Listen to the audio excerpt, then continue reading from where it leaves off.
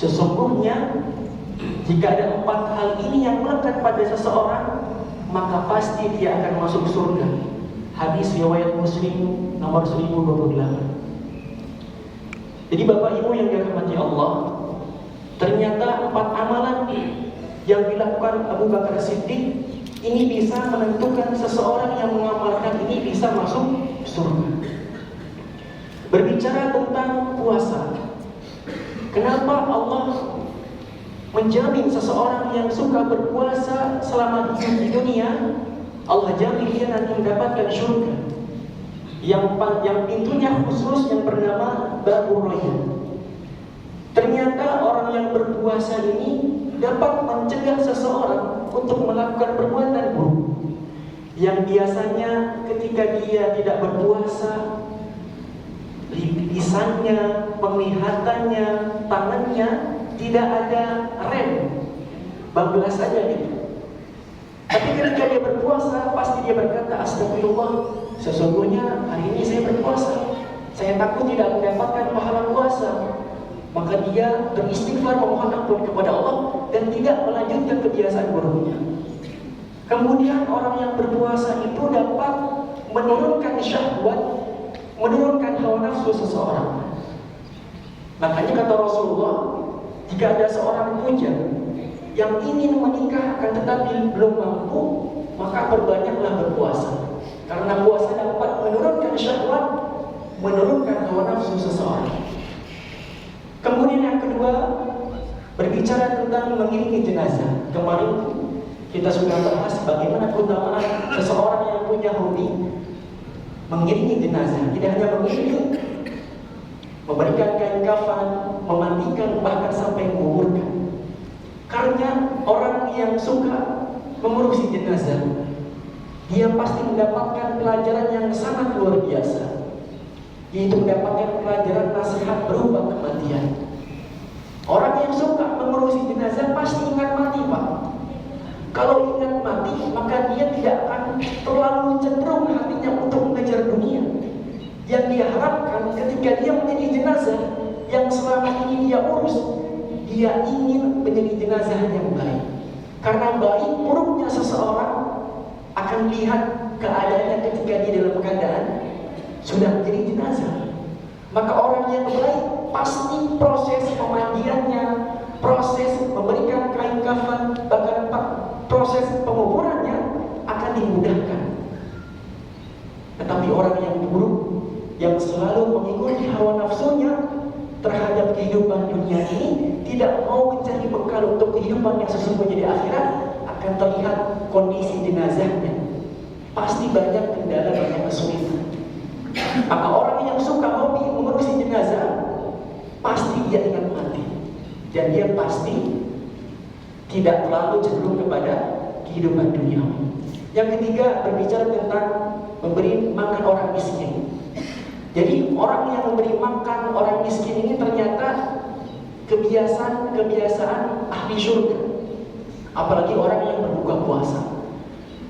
Karena Rasulullah pernah bersabda di dalam hadisnya, barang siapa yang memberikan makanan kepada orang yang berbuka puasa, maka dia akan mendapatkan pahala seluruhnya tanpa dikurangi orang yang berpuasa itu. Sekarang kalau kita hitung-hitungan ya Pak ya, jadi kita hitung-hitungan gak hanya bisnis pekerjaan kita aja, kita sesekali hitung-hitungan tentang akhirat.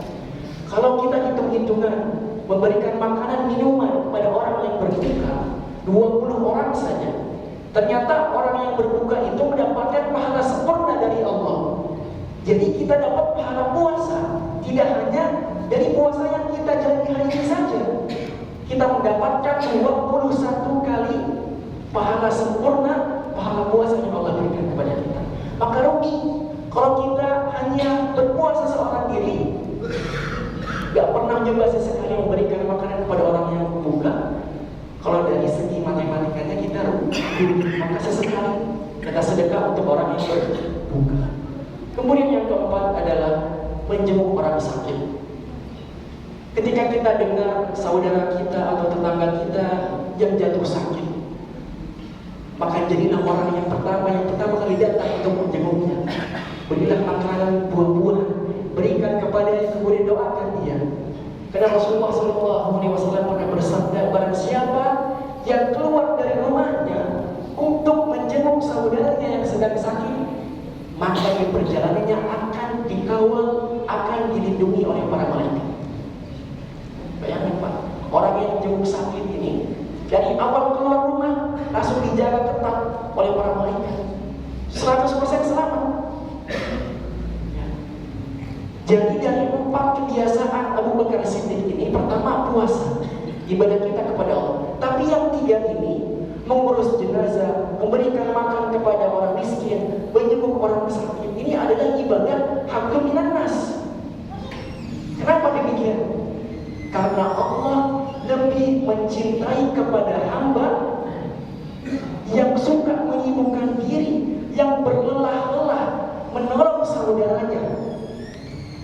Allah lebih mencintai kepada seorang hamba yang suka menolong makhluk Allah yang lainnya. Khairun nas anfa'uhum linnas. Sebaik-baiknya manusia, kata Rasulullah, adalah orang yang paling banyak menolong orang. Bukan paling banyak sholatnya, Pak. Paling banyak nolong orang. Kalau sholat antara kita dengan Allah, paling banyak manfaatnya kepada orang lain. Ya. Mudah-mudahan ya, dari 4 kebiasaan Abu Bakar Siddiq ini kita bisa mengamalkan semampu kita, sehingga kita bisa dimasukkan ke dalam golongan orang-orang yang sabar dan dimasukkan ke dalam golongan orang-orang yang dijamin masuk surga. Kita berdoa dan berharap kepada Allah agar kita tidak hanya semangat mencari dunia saja, tetapi sesekali kita lebih semangat untuk mengejar akhirat, apalagi pahala yang sudah dijanjikan oleh Allah dan Rasul-Nya. Kejarlah dunia, pasti kau tak akan dapat. Kalaupun dapat, pasti tidak akan banyak. Kalaupun banyak, pasti kau tidak akan puas.